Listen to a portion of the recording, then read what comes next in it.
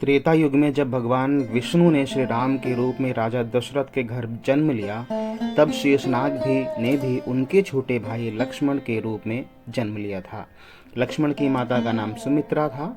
लक्ष्मण को कई अन्य नामों से भी जाना जाता है, जैसे कि लखन, सुमित्रानंदन, सौमित्र, रामानुज के नाम से भी जाना जाता है। लक्ष्मण का चरित्र संपूर्ण रामायण में ऐसा है कि उन्होंने हर पथ पर अपने भाई श्री राम का साथ दिया था। इसके लिए उन्होंने अपने सुख सुविधाओं का भी ध्यान नहीं दिया। उन्होंने एक छोटे भाई होने के उच्च आदर्श स्थापित किए थे। आज हम लक्ष्मण के जीवन से लेकर उनके समाधि लेने तक की कथा को जानेंगे। तो चलिए आगे बढ़ते हैं। जब अयोध्या नरेश दशरथ के घर भगवान श्री राम का माता कौशल्या के गर्भ से जन्म हुआ, तब लक्ष्मण ने दशरथ की तीसरी पत्नी माता सुमित्रा के गर्भ से जन्म लिया। माता सुमित्रा के 2 बच्चे थे, जिनमें लक्ष्मण बड़े थे तथा शत्रुघ्न छोटे। इसके अलावा दशरथ की दूसरी पत्नी से भरत का जन्म हुआ था। सभी भाइयों में श्री राम सबसे बड़े थे तथा लक्ष्मण का शुरू से ही अपने भाई राम से बहुत लगाव था। विद्या ग्रहण करने की आयु हो जाने पर लक्ष्मण को श्री राम व अन्य भाइयों सहित महर्षि वशिष्ठ के गुरुकुल में भेज दिया गया। वहां जाकर कई वर्षों तक लक्ष्मण ने अपने भाई श्री राम के साथ ही विद्या ग्रहण की व सभी संस्कारों का पालन किया। शिक्षा पूर्ण होने के पश्चात सभी भाई वापस अयोध्या आ गए। कुछ दिनों के पश्चात महर्षि विश्वामित्र राजा दशरथ से सहायता मांगने आए। वह राक्षसों का वध करने श्री राम को अपने साथ ले जाने को कहा। दशरथ ने इसकी आज्ञा दे दी, लेकिन लक्ष्मण अपने भाई को अकेले जाने देने को तैयार नहीं थे, इसलिए वो भी अपने भाई श्री राम के साथ चले गए। वहां जाकर लक्ष्मण ने श्री राम के ताड़का सुबाहुआ मारीच से युद्ध करने में सहायता की। विश्वामित्र के आश्रम को राक्षसों से मुक्त करवाने के पश्चात लक्ष्मण अपने भाई श्री राम के साथ मिथिला गए, जहां माता सीता का स्वयंवर होना था। वहां श्री राम ने विश्वामित्र के आदेशानुसार स्वयंवर में भाग लिया तथा विजयी रहे। श्री राम का माता सीता के साथ विवाह होने पर लक्ष्मण ने भी माता सीता की छोटी बहन उर्मिला के साथ विवाह कर लिया। लक्ष्मण का अपने भाई श्री राम के प्रति प्रेम किसी से छुपा नहीं है। श्री राम के विवाह के कुछ दिनों के पश्चात दशरथ ने श्री राम के राज्याभिषेक की घोषणा की थी। यह सुनकर लक्ष्मण बहुत उत्साहित थे तथा उत्सव की तैयारियां कर रहे थे, किंतु अगले दिन उन्हें ज्ञात हुआ कि राजा दशरथ ने कैकेयी को दिए वचन के अनुसार भरत के राज्याभिषेक करने का निर्णय लिया है तथा श्री राम को 14 वर्ष का कठोर वनवास सुनाया गया है। अपने भाई श्री राम का यह अपमान देखकर लक्ष्मण क्रोधित हो उठे तथा अपने ही पिता के समक्ष विद्रोह पर उतर आए थे। वे तो दशरथ के साथ युद्ध कर उनसे अपने भाई के लिए राज्य लेने पर भी उतारू हो गए थे, किंतु श्री राम के समझाने पर वो शांत हुए। लक्ष्मण ने श्री राम को वनवास जाने में बहुत रोका, लेकिन जब उन्हें एहसास हो गया कि श्री राम वनवास में जाएंगे ही, तो उन्होंने अपने भाई व भाभी के साथ वन में जाने का निर्णय लिया। श्री राम के साथ वन में जाने का निर्णय जब उन्होंने अपनी माता सुमित्रा को बताया तो वह अत्यधिक प्रसन्न हुई। उन्होंने लक्ष्मण को आशीर्वाद देकर कहा कि जहाँ श्री राम का वास है वहीं तुम्हारी अयोध्या है, इसलिए 14 वर्षों तक श्री राम की मन लगाकर सेवा करना व उन्हें कोई कष्ट मत होने देना। इसके बाद लक्ष्मण अपनी पत्नी उर्मिला से मिलने गए। तब उनकी असली परीक्षा की घड़ी आई। माता सीता ने अपने ही पति को सेवा करने के लिए उनके साथ ही वन में जाने का निर्णय लिया, तो वहीं उर्मिला भी लक्ष्मण की सेवा करने के लिए वन में जाना चाहती थी। तब लक्ष्मण ने उर्मिला से कहा कि वो वन में श्री राम व माता सीता की सेवा करने जा रहे हैं, और यदि उर्मिला भी उनके साथ गईं तो वो सही से श्री राम की सेवा नहीं कर पाएंगे। साथ ही श्री राम व माता सीता के जाने से उनका माता कौशल्या बहुत व्याकुल हो जाएंगी, तो उर्मिला को 14 वर्षों तक माता कौशल्या की सेवा करनी होगी व उनका ध्यान रखना होगा। इसके साथ ही उन्होंने उर्मिला से 14 वर्ष तक आंसू नहीं बहाने का कठोर वचन भी लिया। ये कहकर लक्ष्मण अपने भाई व भाभी के साथ एक वनवासी के भेष में अयोध्या छोड़कर वन में चले गए। अपने वनवास के शुरुआती चरण में वो चित्रकूट में कुटिया बनाकर रह रहे थे। तब उन्हें भरत का सेना सहित एवं आने की सूची मिली। तब लक्ष्मण को ये लगा कि भरत सेना सहित श्री राम का वध करने आ रहे हैं, ताकि भविष्य में प्रकट होने वाली सभी संभावनाओं को समाप्त किया जा सके। यह देखकर लक्ष्मण ने भरत से युद्ध करने के लिए अपने अस्त्र उठा लिए। पुनः श्री राम के समझाने पर लक्ष्मण शांत हुए तथा वो अपने शस्त्र रख दिए। तब भरत के आने का औचित्य व अपने पिता दशरथ के मृत्यु का समाचार सुनकर लक्ष्मण अधीर हो गए व विलाप करने लगे। उन्होंने श्री राम के साथ अपने पिता दशरथ को जलांजलि दी। इसके बाद श्री राम ने अयोध्या लौटने से मना कर दिया व भरत उनकी चरण पादुका लेकर वापस लौट गए। लक्ष्मण की सेवा व भक्ति को व्यक्त किया जाए तो शायद शब्द कम पड़ जाएं। सबसे पहली बात तो वो दिन भर श्री राम की सेवा करते व उनके लिए भोजन इत्यादि की व्यवस्था करते। पहले वो अपने भाई व भाभी को खिलाते व उसके बाद बचा हुआ ही स्वयं खाते। रात्रि में भी श्री राम की सुरक्षा करने के उद्देश्य से लक्ष्मण कभी नहीं सोए थे। जी हाँ, आपने सही सुना, 14 वर्षों तक लक्ष्मण ने अपनी योग की शक्ति से निद्रा का त्याग किया था तथा दिन रात श्री राम की सेवा की थी। अपने वनवास के अंतिम वर्ष में लक्ष्मण श्री राम व सीता के साथ पंचवटी के वनों में रह रहे थे। वहां एक दिन दुष्ट रावण की बहन सुपर्खा ने श्री राम के सामने विवाह का प्रस्ताव रखा, जिसे श्री राम ने विनम्रता से ठुकरा दिया। इसके बाद वही प्रस्ताव जब सुपर्णखा ने लक्ष्मण के सामने रखा तो उन्होंने उसका उपहास किया। यह देखकर वो माता सीता पर आक्रमण करने के लिए दौड़ी तो लक्ष्मण ने क्रोध में आकर सुपर्णखा की नाक व कान काट दिए। वो रोती हुई अपने भाई खरदूषण के पास गई तो उनका भी वध श्री राम द्वारा कर दिया गया। एक दिन माता सीता ने अपनी कुटिया के बाहर स्वर्ण मृग देखा तो उन्होंने श्री राम से वो मृग लाने की इच्छा प्रकट की। श्री राम लक्ष्मण को वहीं रहने की आज्ञा देकर मृग लेने चले गए तथा बहुत देर तक वापस नहीं आए। कुछ देर बाद श्री राम के दर्द से कराहने व लक्ष्मण को पुकारने की आवाज आई। यह सुनकर लक्ष्मण चिंता में पड़ गए, लेकिन अपने भाई की आज्ञा का पालन करते हुए वहीं रुके रहे।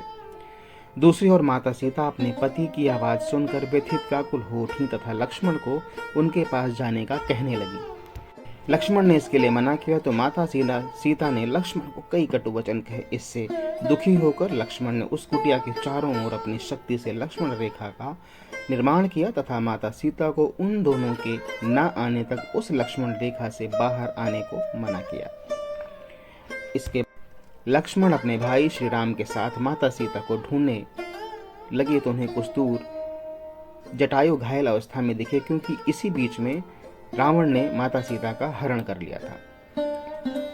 रावण द्वारा माता सीता का हरण होने का बताकर जटायु ने अपने प्राण त्याग दिए। इसके बाद लक्ष्मण ने श्री राम के साथ मिलकर जटायु का अंतिम संस्कार किया। इसके बाद अपने भाई के साथ माता सीता की खोज करते हुए शबरी, फिर हनुमान एवं अंत में सुग्रीव से मिले। श्री राम ने सुग्रीव को उनका खोया हुआ राज्य किष्किंधा पुनः लौटा दिया व 4 मास के पश्चात माता सीता की खोज करने को कहा। भगवान श्री राम ने 4 मास के पश्चात सीता की खोज करने को इसलिए कहा था क्योंकि उस समय वर्षा ऋतु थी, जिसमें माता सीता को खोजना मुश्किल था।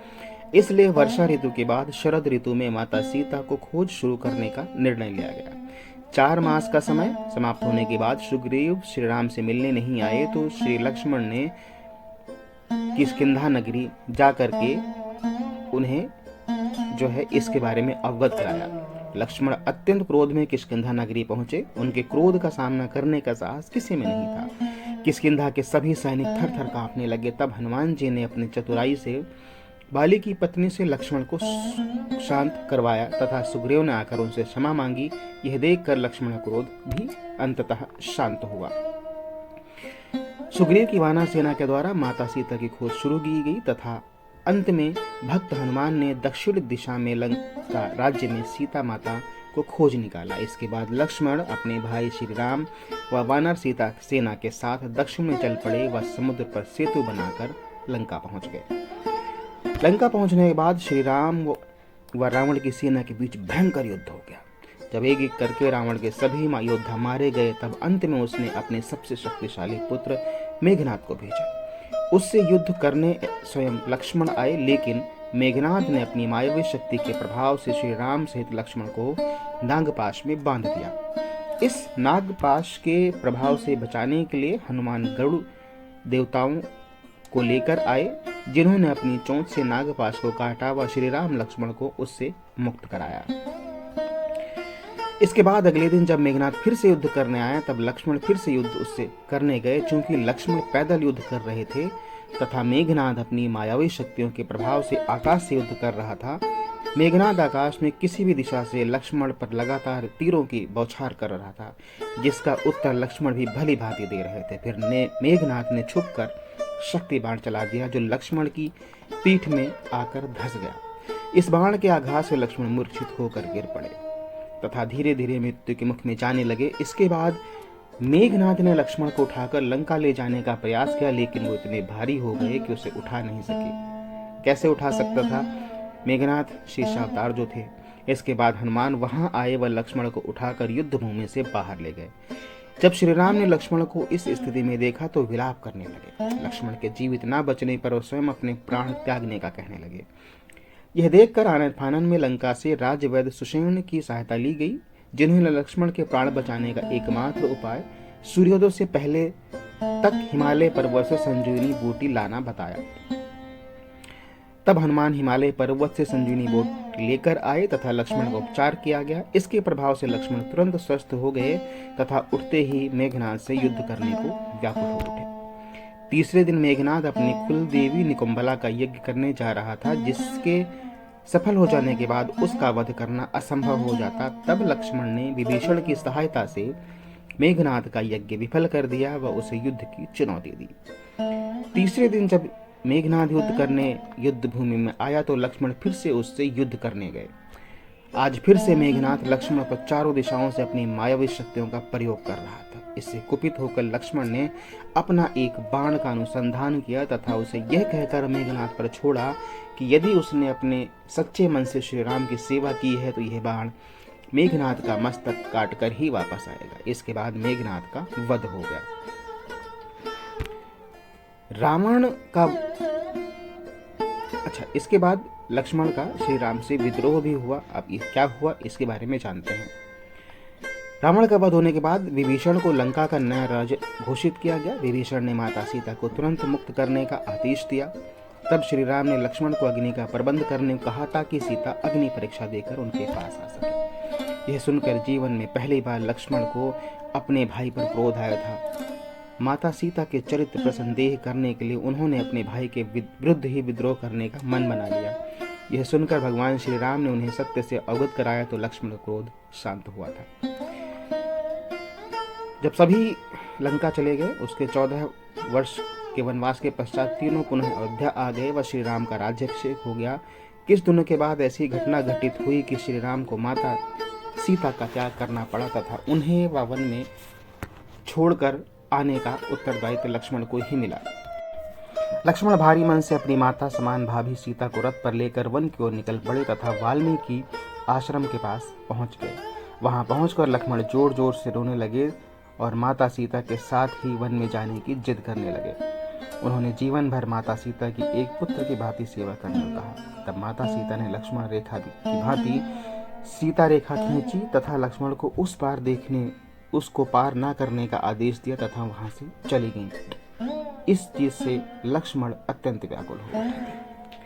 समय के साथ साथ लक्ष्मण ने बहुत कुछ देखा, जैसे कि भगवान राम का सीता माता से विरह में जीवन, अश्वमेघ यज्ञ, लवकुश से युद्ध, अपने 2 पुत्रों अंगद व चंद्रकेतु का जन्म, माता सीता का भूमि में समाना व श्री राम का अपने पुत्रों लवकुश को अपनाना इत्यादि। जब श्री राम का धरती त्याग कर पुनः वैकुंठ जाने का समय आ गया तो उनके जाने से पहले लक्ष्मण को वहां भेजना आवश्यक था। एक दिन यमराज ऋषि के भेष में श्री राम से मिलने आए। तब श्री राम ने ऋषि के कहे अनुसार लक्ष्मण को द्वार पर पहरा देने को कहा तथा किसी के भी अंदर आने पर उसे मृत्यु दंड देने की घोषणा की। जब लक्ष्मण द्वार पर पहरा दे रहे थे तो ऋषि दुर्वासा वहां आ गए, जो उसी समय श्री राम से मिलने की हट करने लगे, अन्यथा अयोध्या नगरी को अपने श्राप से भस्म करने की चेतावनी देने लगे। इस पर लक्ष्मण ने सोचा केवल उनके प्राण दे देने से अयोध्या वासियों के प्राण बच सकते हैं तो अपने प्राण दे देंगे। यह सोचकर लक्ष्मण श्री राम की आज्ञा के विरुद्ध उनके कक्ष में गए व ऋषि दुर्वासा की आने की सूचना दी। लक्ष्मण को देखते ही कक्ष में यमराज वहां से चले गए व श्री राम ने अपनी आज्ञा के अवहेलना होने पर मंत्रणा बुलाई। उस मंत्रणा में लक्ष्मण को मृत्युदंड दिए जाने की चर्चा हो रही थी। तभी हनुमान ने लक्ष्मण का त्याग करने का सुझाव दिया। शास्त्रों के अनुसार किसी सज्जन व्यक्ति का त्याग करना उसे मृत्युदंड देने के ही समान होता है, इसलिए यह सुझाव सभी को पसंद आया। फलस्वरूप भगवान श्री राम ने लक्ष्मण को हमेशा के लिए त्याग दिया। अपने भाई श्री राम के द्वारा त्याग दिए जाने पर लक्ष्मण को अपने जीवन जीने का कोई औचित्य नहीं दिखाई दिया, इसलिए उन्होंने अयोध्या के निकट सरयू नदी में जाकर समाधि ले ली। वह अपने वापस धाम वैकुंठ लौट गए। उनके जाने कुछ समय पश्चात श्री राम ने भी उसी नदी में समाधि ले ली व वैकुंठ चले गए। साथियों, मानता हूँ कि वीडियो लंबा हो गया, करीब 15-16 मिनट का, लेकिन यह है कि लक्ष्मण जी का इसमें जो मेरी समझ थी, मैंने उनका संपूर्ण जीवन परिचय आपको देने का प्रयास किया है। वीडियो पसंद आया हो तो लाइक और शेयर कीजिएगा। अगर आप चैनल पर नए थे तो विनती है कि चैनल को सब्सक्राइब करके बेल आइकन दबाना मत भूलिएगा। मिलते हैं अगली वीडियो में, तब तक के लिए जय श्री राम।